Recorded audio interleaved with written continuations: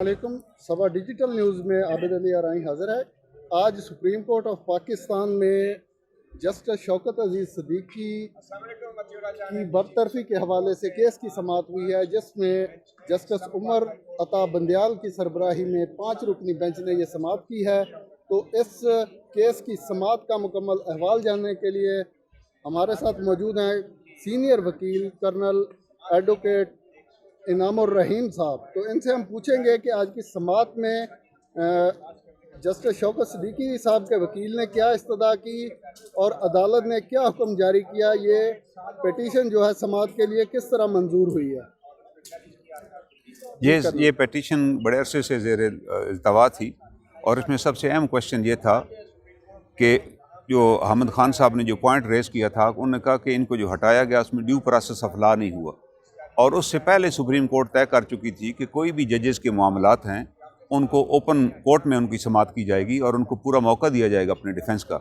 लेकिन इस केस में उनको बगैर किसी नोटिस के पता तब चला कि प्रेस में एक चीज़ आई कि ये एक उनके खिलाफ एलिगेशन आया है, और उस एलिगेशन के ऊपर कहीं बंद कमरे में एक समाअत हुई, और उसके बाद अखबारात के ज़रिए हमें पता चला कि उनको एक नोटिफिकेशन के ज़रिए बरतरफ कर दिया गया, जो कि बड़ा एक लिहाज से मैं समझता हूँ एक अदलिया के लिए बहुत बड़ा धचका था। अदलिया एक इंस्टीट्यूशन है, अगर जजेस को इस तरह रिपोर्ट्स के ऊपर, खुफिया रिपोर्ट्स के ऊपर रिमूव कर दिया जाए तो फिर तो अदलिया की आज़ादी ख़त्म हो जाएगी। आज तो की समाअत के अंदर दो इस्तदाएँ की जी हामिद खान साहब ने, पहली ये थी कि रोज़ाना की बुनियाद पर समाअत की जाए, और दूसरा जो है उनको राइट सुनने का जो हक है उनका तो आज उन्होंने कहा कि रोज़ाना की समाअत के बारे में जज साहब ने कहा कि हमारे ऊपर बहुत ज़्यादा मुकदमात का प्रेशर है, और आज भी एक स्पेशल बेंच ही 1 बजे था, तो हम ये देखेंगे कि आपकी ये इस्तदा उन्होंने मंजूर कर ली अर्ली हियरिंग वाली। उन्होंने कहा कि मैं ऑफिस को डायरेक्ट हम कर देते हैं कि जो भी अर्ली मौका नेक्स्ट मंथ मिलता है फरवरी के महीने में, इसको फिक्स करें और उसको बाकायदा सुना जाएगा। और दूसरा बात यह है कि उन्होंने कहा कि ये दुरुस्त है आपकी बात कि ड्यू प्रोसेस ऑफ लॉ होना चाहिए और ओपन समाअत होनी चाहिए थी, और इस पॉइंट के ऊपर उन्होंने इसको एक्सेप्ट किया और अटार्नी जनरल ऑफ पाकिस्तान को और फेडरेशन को उन्होंने नोटिस जारी कर दिया, जो कि बहुत बड़ी अचीवमेंट है। और दूसरा एक और पॉइंट था कि 2011 की एक बार है, आइन के अंदर कुछ बार्स हैं कि इन मुकदमात को चैलेंज नहीं किया जा सकता। इसके बारे में रमदे साहब आइन में दरअसल 2 बार्स हैं, एक 1993 की और एक 2011 की। तो इन दोनों बार्स के बारे में ऑलरेडी जस्टिस रमदे साहब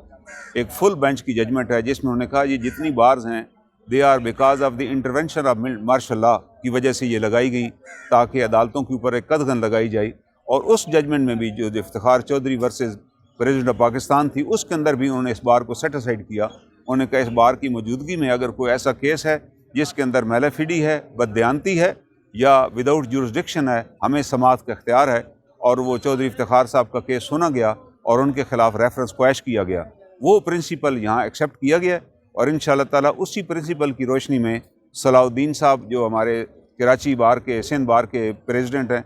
वो इस्लामाबाद बार की तरफ से पेश हुए हैं, वो भी इस पर यही आर्गू करेंगे, और हामिद खान साहब भी इसी पॉइंट को आगे लेकर चलेंगे, और ये बड़ा इनकरेजिंग है हमारे लिए। इस्लामाबाद बार की जो पिटीशन थी उसमें क्या एतराज़ लगाया गया? उसमें उनका ख्याल था